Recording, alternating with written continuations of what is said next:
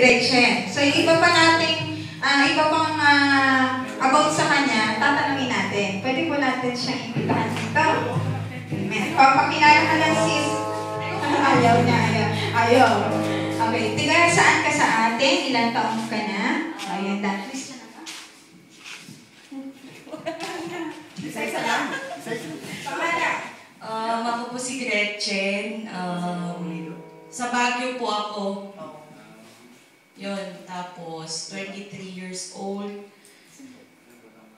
Hindi ko alam. May anak na po ako. Dalawa. Ayun na, sige na. Peter. Actually, opo. Active naman po ako sa churches before. Pero, yun nga, nung may nangyari yun. Busy searching for job na kaya. Kinabiyak si Somi, oh. Welcome. Ang mahalaga sa amin ngayon ay nandito ka at makasama ka namin sa pagpupulis. Amen. Welcome po natin si Sister Gretchen from Baguio. Baguio ba? Amen. Baguio? Oo. Okay, from Baguio. Katabi mo na, hindi mo pa narinig, ha? Sige po, i-welcome natin natin kapatid. Hindi, diyan ka lang, diyan ka lang.